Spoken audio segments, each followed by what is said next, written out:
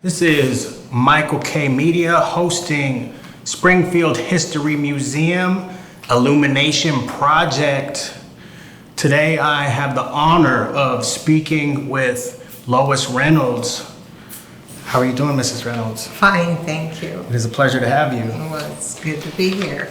Can I first just ask, what's your origin story in Springfield, Oregon? When did you first come to Springfield and what brought you here?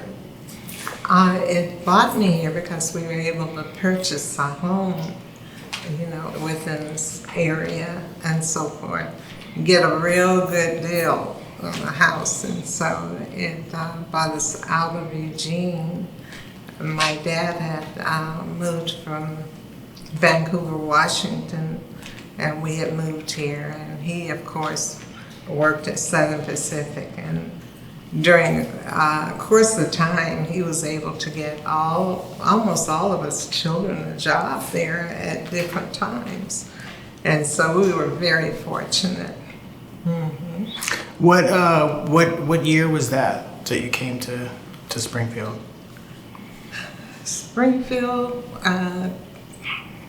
about what, 73? Yeah. About 73, 74, Mm-hmm. within that time zone. Mm-hmm. Mm-hmm. Could you paint a little bit of a picture of what Springfield was like during that time? A lot similar to what it is now. It was just a little small town, had a hometown feeling in a way. I didn't realize we'd run into some of the problems that we did after, we moved here. Had always kind of heard negative things about Springfield, And Eugene, I don't think was a whole lot better because we lived in a bad area of Eugene on the West 11th, and you probably heard of that. The West 11th area was not good. The area that we lived in was not a good area. So we came here with the hope of being able to own property instead of renting. And that worked out pretty good. Got a real good deal on housing. And I remember when we first moved here, I told the kids, I said, you won't have to move again. This is our home.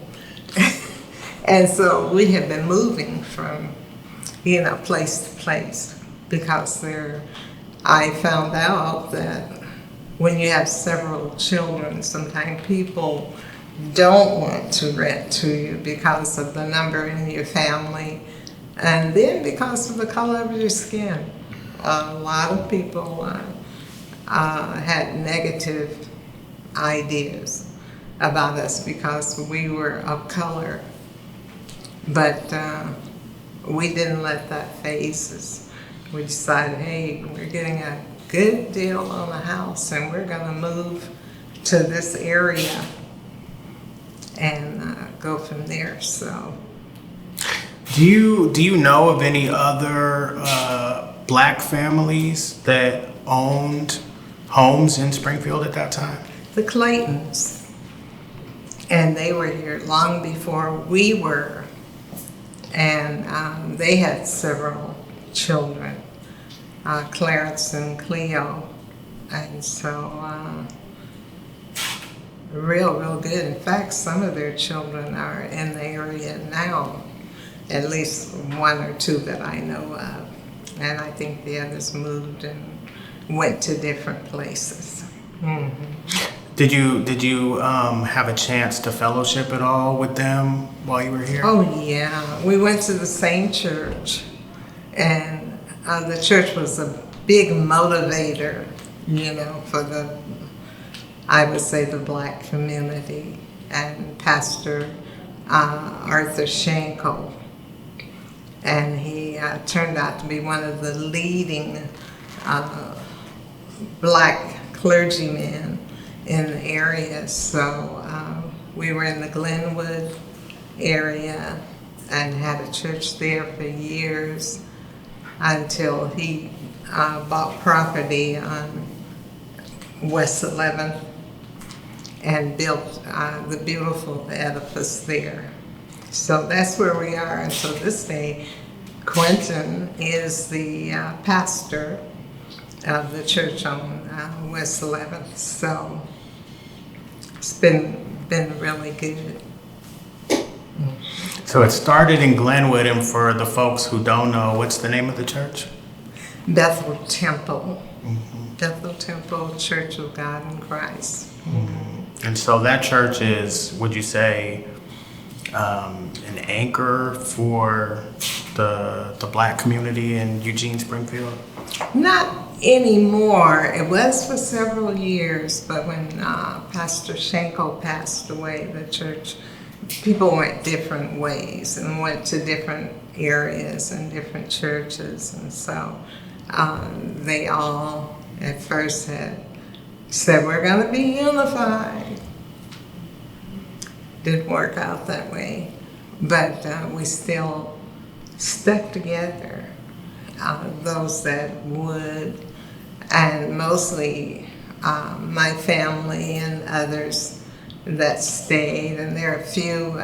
In fact, Pastor Schenkel's daughter, Michelle, and her husband, Sam Brown, they stayed with the church, never left. But there were others that said they were going to, but decided they would do their own thing, once the church, split up with the death of our pastor and then his wife.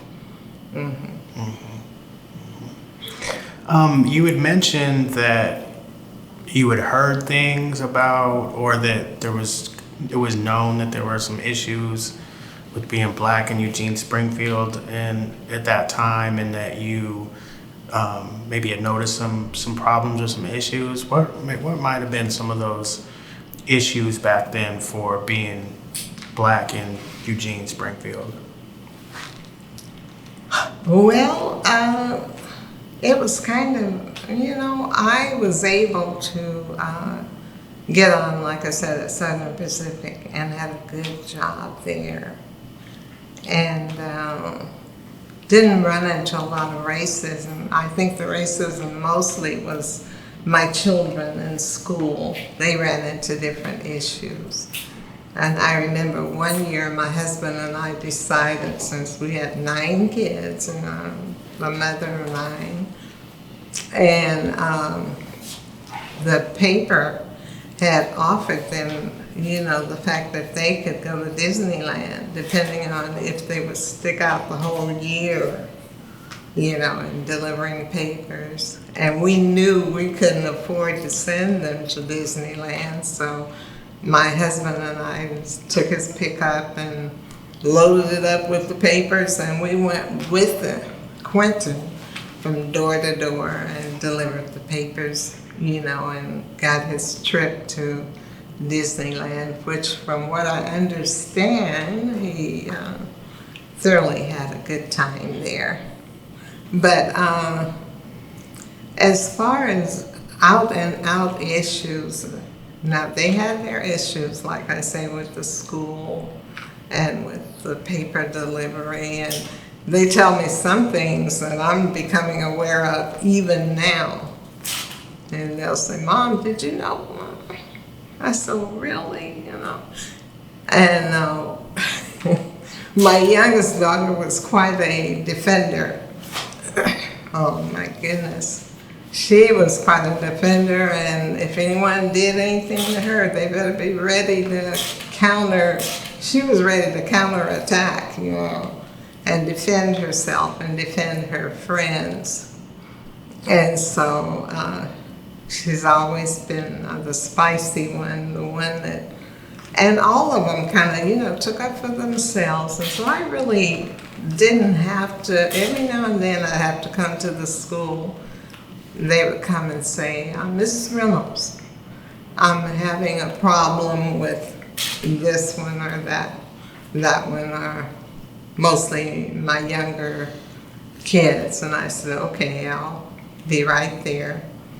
Come down and talk to him. And I particularly remember an incident. I really don't call it racist, but one of the vice principals, he told me, he said, you know, your daughter, he said, I gave her a pink slip for something she had did.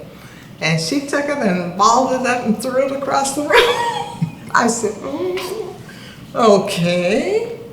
And so I said, you know, I think the problem is she has all the older kids. She's the youngest of all of them. And she feels like she has to be on the defensive. And that she has to stand up for herself, and if she feels she was given a pink slip unjustly, she's going to try and defend herself. And I never will forget his answer to me was, you know, I never had looked at it that way. And that's a possibility. And so he took another look at it. So I had to rescue her several times. But all in all, the experience was pretty good, you know, considering I worked at the time of my working years. I worked sometimes would bid on the night shift so I could go because all my kids were involved in sports of some kind. And so I said, okay, only way I'm going to get to see them play or anything, I'll have to take the night shift, come home, sleep, and then, you know, go to some of their games. And that worked out pretty good. Did you notice a difference between Vancouver and Springfield? Between Vancouver was a whole lot different. In Vancouver, they had government housing, and we had a very nice home there, very nice house, 3 or 4 bedroom. I never will forget it. Hardwood floors, and they were just really nice. And then we came to Eugene, and we were in a 2-bedroom house. And my mom and dad had 10 kids. And we were sleeping some in the attic and some, you know, on the ground level. So it was just kids everywhere, but yet and still. And we were poor, but you know, when you got a lot of family around, sometimes you don't realize how poor you really are. We just had fun. And didn't realize that, you know, like in Vancouver, we had running water, of course, in the house and what have you. When we came to Eugene, there was no running water, and there was not even outside, you know, where you could run water out of a faucet, outside bathrooms. It was totally different. So there was quite a difference, and it was very noticeable. And we dealt with it because we didn't have any choice. So then did you more like have to leave Vancouver, or did your family see that there were some opportunities in Eugene, Springfield? Well, my dad felt that he could save money, come to Eugene and be close to where he worked, because he would commute, you know, from Eugene, from Oregon to Vancouver. So it was not a must, whereas we were forced or anything, but just that he felt that it'd be more economical if he could work and be close to his job and so forth and save money. And of course there was quite a difference. Oh my goodness. And my mother would just say, no, I remember her telling my dad, you said we were going to be here for only a few months. We ended up being there for years. I think. And I think my kids were much more fortunate than we had been, because when we moved over here, it took us off. Well, we stayed in several houses, rented quite a bit over in the Eugene area. But when we got to Springfield for the first time, we owned our home. And had a big house and big yard, and and Running water? running water, indoor toilets. So it made quite a difference, and we were, very happy with that part of it. But then, of course, you're going to run into racism, and I think I don't care where you live, I think you're going to run into some form of racism. I don't care how they say we're not racist, or this, that, or the other. We had one neighbor that we're still friends with, to this day. And him and my husband were very good friends. And even after my husband passed away, I remember specifically one day I was standing out in the yard and I was just waving and it was a hi, you're doing okay. Yeah. And he said, you'll never have to worry about anything as long as I'm here. I'll be here and I'm going to see that everything goes well for you. And he's a good friend until this day. Mm-hmm. Nice. Mm-hmm. Did any of your children graduate from Springfield High School? All of them. All of them, all 9? Yeah, I think all 9 of them.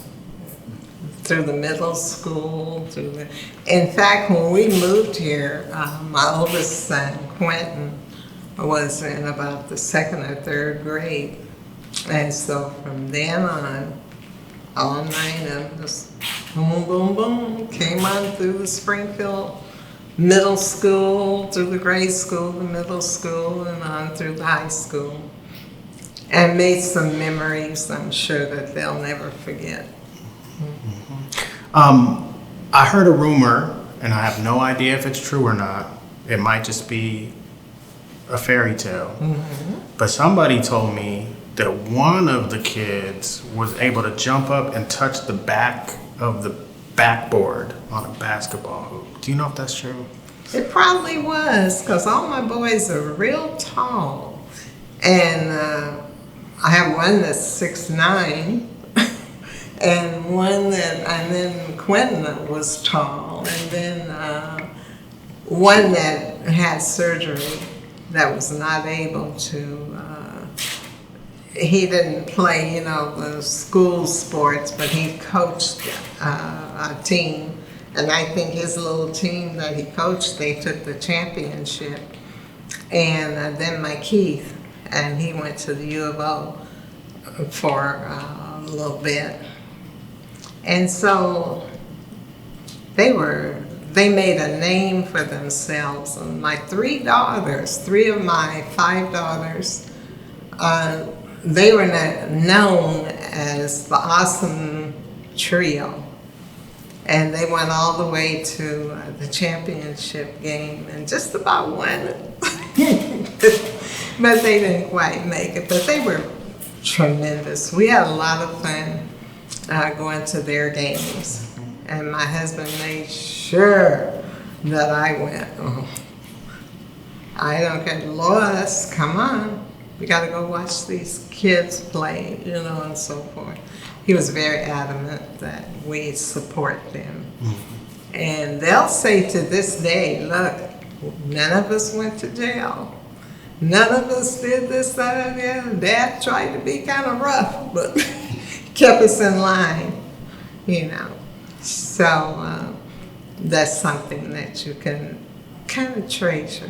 Mm-hmm. And since this is for the Springfield History Museum, so we're capturing history, do you mind sharing the name of your 9 children? Not at all. You mean starting from the old? Quentin? Okay, Quentin was my oldest child. And then I had a daughter. Well, I'll give you all the boys. Quentin, Neil, Patrick, and Keith. And then there was Audrey, Kim, and Kimberly. She was outstanding. She really, and Audrey set a record in hurdles that hadn't been broken until recently. And she's not a kid anymore, but she was very good. And then it was Audrey, and Kim was the student body president and the princess for the, oh, I forget what it was, but where they had to go around the track, and she was one of the ones that had her crown on. So they did some things that made us very proud. But Kim, and then there was Rebecca, Janice, and Deborah. And right now, Deborah works with the governor of the state of Oregon. And so we have been so proud of her and her accomplishments. She stuck right on in there. Quentin has his own insurance office. He's an agent. I told him, I said, no, don't be putting my name in that. You don't want any retaliatory. But just some very pleasant things, you know. But that was the 9 of them. It's my understanding that Deborah was also an educator in Springfield. Right. She was principal of several of the schools of the grade school, junior high. I don't know about junior high, I take that back, but of the grade schools and of different areas. And she did that for quite some time until she got pulled into work with one of her mentors was a gentleman that worked at the Capitol, I think, and he really helped her to just pull on up. And next thing I knew, she was working with the governor, the newly elected governor. And recently she got her house painted white. I said, what are you trying to do? Prepare for the White House? And she said, you're right, Mama. Hey, let's hope so, right? Oh, I hope so. So, I mean, it sounds like from, you know, there haven't been a whole lot of black families that have laid roots in Springfield. Mm-hmm. But it sounds like for your family who did lay roots in Springfield, that you've left quite the legacy. Yes. Mm-hmm. So I'm really glad that we get to capture it, capture that story. Well, I'm glad you're interviewing me. I get to tell you a little bit about it. What are some of your most impactful memories in Springfield? Like some of the things you'll just always remember. I'll always remember that we lived in just kind of, the houses were like, you know, kind of close together. And we lived close to 2 policemen that turned out to be good friends. And so I went to the funeral of one of them, and I told him at the funeral, I said, I always felt safe because I knew I had a police officer on this side of my house, and I had one on that side of the house, and they were pretty good people. I talked to another gentleman for this project who said that back in those times, the police were from the community, so there was a different sense of the way that they kind of looked out for people around here. Well, I think maybe as a whole, but there was also a lot of, I wouldn't say stop and frisk, but it was a lot of things that happened that we knew that it was just kind of directed maybe at you because you were black or this or the other. And I remember some of my nieces, relatives came from Eugene just to visit.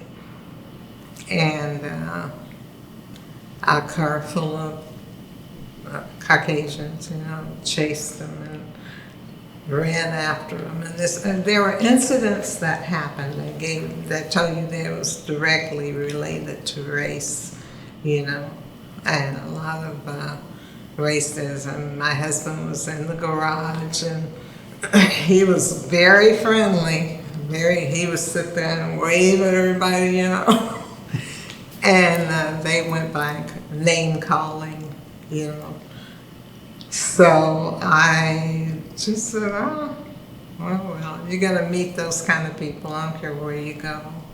It's somebody that don't like you just because you're the color you are. So you learn to deal with it. Would you say that for the most part it has gotten better? I would say yes. For the most part. It's gotten better, and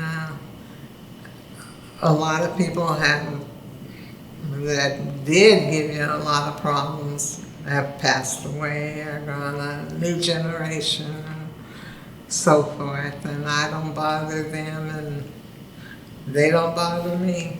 So it has not been, I can't say it's been unpleasant, but some of the different scenarios have been.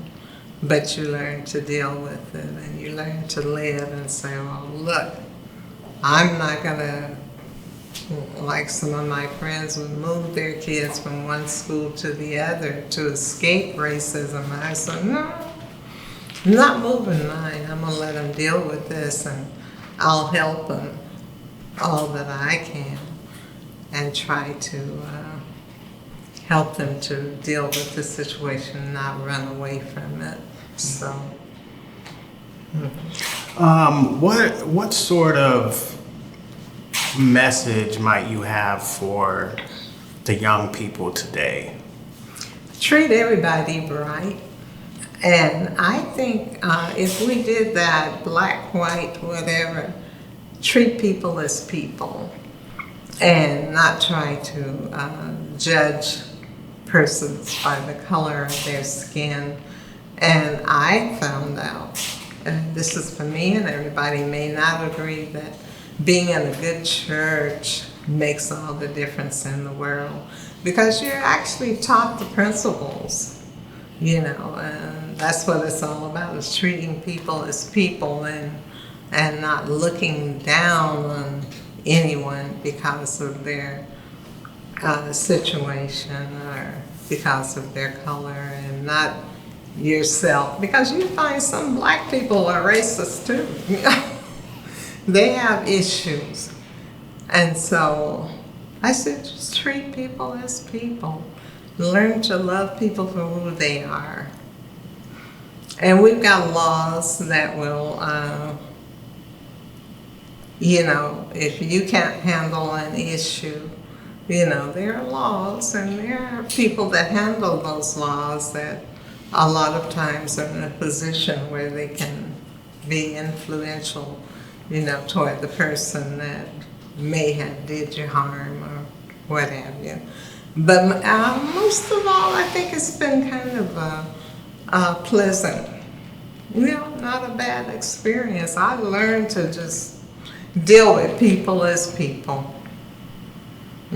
So I would say love people for who they are, you know, not for color or anything.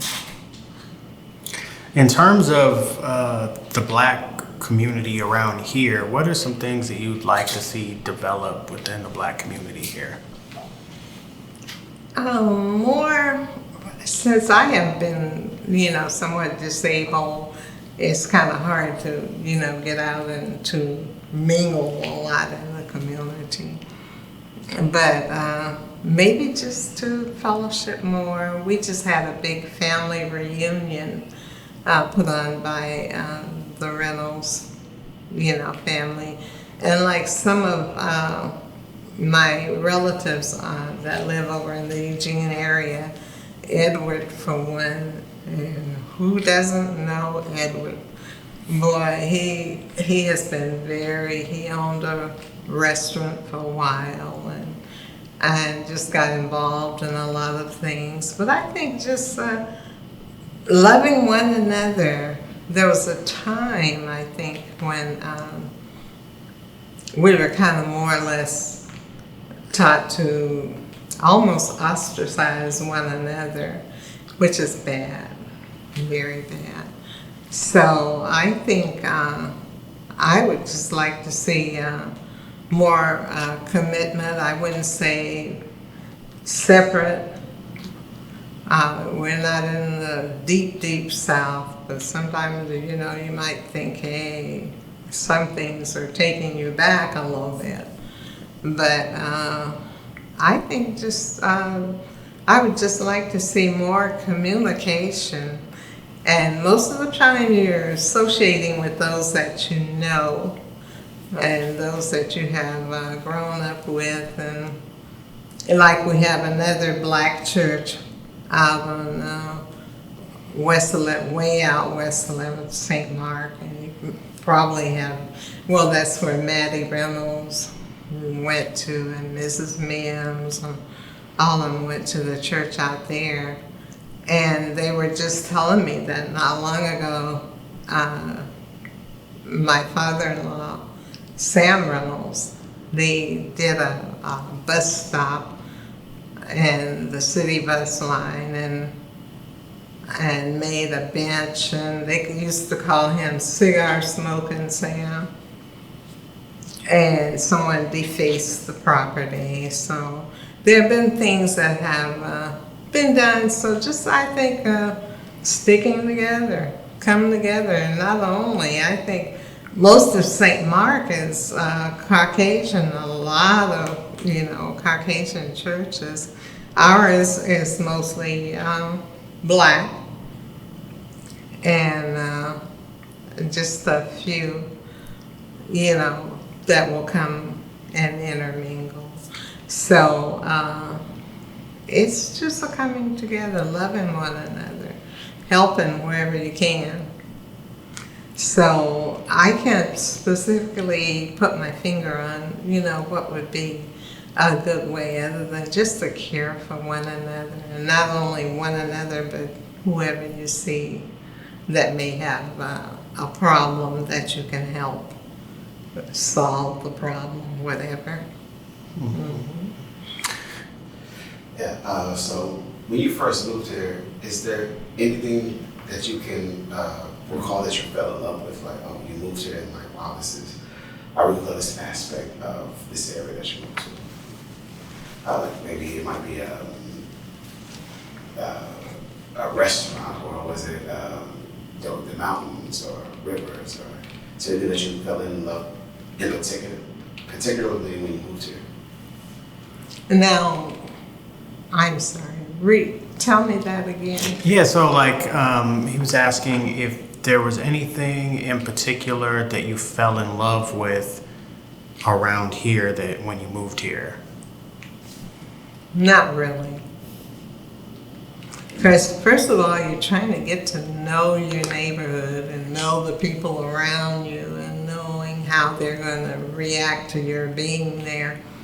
I know when we first moved there, the guy right across the street from us, he said, well, there goes the neighborhood. So I said, But my husband was very wanting to kind of get things done and make improvements on the house if there need be anything we needed to do. And so he proved a lot of people wrong, but I remember the one gentleman making that comment that, in other words, he thought we were going to be the reason for the neighborhood going downhill. Proved him so wrong.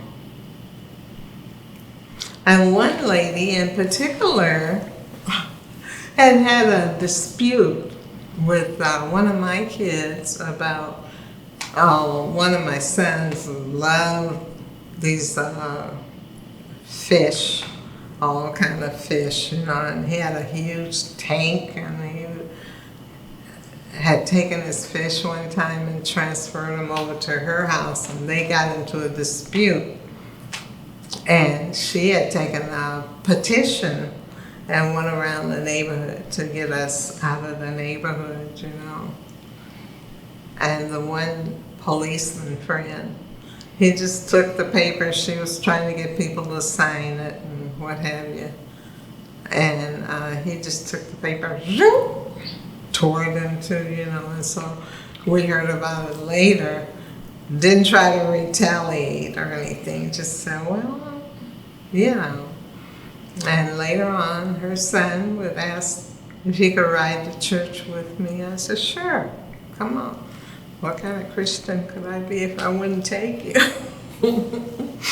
But there was no particular place that I fell in love with, because when we first got to the Springfield area, just trying to find our way around and see who was friendly, who was not, and this, that, and the other. And it all in the end worked out pretty good. Mm-hmm. Did it look a lot different around here than it did then? Not really. Very similar to, you know, being the same area, and a lot of people, I take people on an individual basis. I remember I was working at the railroad at Southern Pacific, and my daughter, my oldest daughter, had to stay after school, and this man in the car chased her, tried to catch her. She was on a bicycle, and I was working, and so she called me at work, and she said, Mom, this guy, he just keeps following me. Every time I turn, he turns, and blah, blah, blah. So we were able to resolve that when I called her aunt, who lived over in the Eugene area, and she went and picked her up. And my daughter had sense enough to run into the store and wait there until her aunt came and picked her up. So there were some isolated incidences that are incidents that worked out okay. But you got crazy folk, I don't care where you go. you got people that are kind of out of their mind. I told her, I said, that's when Roots came out. And he was reacting to what he saw on Roots, I think. I said, but I don't want you out, especially at nighttime, riding a bicycle by yourself, no. But all in all, it was a pretty good experience. Mm-hmm. I got one last thing for you. Can you recall, I guess on the top of your head, some funny moments or funny memories that you made with either yourself or your family? Some funny things that... Funny memories, yeah. I probably wouldn't have to go back a long ways, but there were some things that happened that could have been called funny if they hadn't been, you know, could have caused some problems. One of my boys, my younger sons, loved to play jokes, you know, and he would just, and my daughter and him, they had rented an apartment, and the apartments were joined kind of at the rooftop. And he got on the roof, out his window, into her window, threw a sheet over over her head and had her screaming. And I said, boy, somebody's gonna hurt you. You don't do that. You know, but there were a lot of things that happened that that were kind of comical when you stopped and thought about it. You know, that could have, if it had been a different setting, could have been him getting hit over the head with something, you know. But not a whole lot of comical things, you know. So the last question I have, being that this is for the museum, and there could be people in 10 or 20 or 30 years watching this, wondering about this time, what message would you have for those people of the future watching this? I would say that we made it, and we were kind of like pioneers. Going down a dusty road and trying to find our way in a new part of the country. Because we came from Arkansas, you know, and my mom and dad were raised in Arkansas. And I would say just the fact that it was a whole different experience, you know, coming to Oregon. They say going down the Oregon Trail, well, came down the Oregon Trail, and we made it. And you can make it no matter what part of the country you're in. You can forge your own way, you make your own destinies and so forth. And so I would say it would just, you know, have been an experience that, you know, you'd have to make your own way, make your own friends. One thing I think about with my dad, because he had 10 kids, and him and my mom, and he was such a hard-working man. He never, you know, you hear of men today that desert their families. Sometimes women will do that, but mostly men. And he never deserted his family. And we talk about that today, my sisters and brothers and I, and we said, one thing we can say about him, he stayed with us. And you know, 10 kids, that's enough to make you pull your hair out if you got any. And he just stuck it on out with my mom and stayed there until she passed away. And then eventually he passed away. But those are memories that I cherish. And we were at his grave the other day, and I said, well done, Barney Stubbs. Well done. You did what you should have done. A good example to men, and my mother she never deserted us. And I don't know if this would even fit in with she never brought anyone to the house other than my dad. And I appreciate that as a woman growing up and as a young woman, and you develop your character from what you see happen in your home with your parents, your mom, your dad. And so I appreciate that so much today. I said, you left a good legacy for your daughters. And I said, I shall never, ever forget. My husband and I were together for 63 years.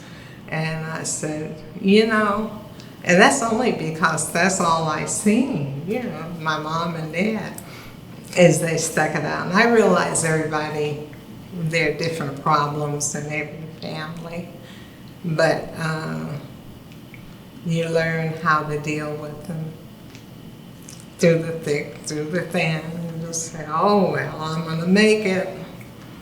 And you try to leave a good legacy, you know, for your children, grandchildren. I try to call my grandkids as often as I can, my children, and just let them know I love you.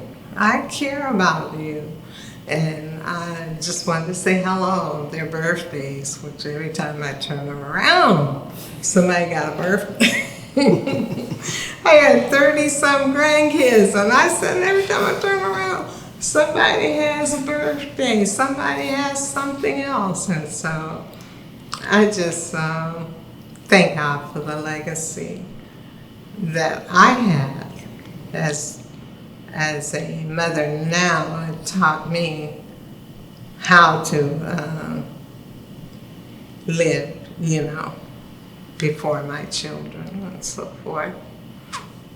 So much for me. And with that, we've got to hear about a true rich legacy. We got to honor pioneers who paved the way out here for us.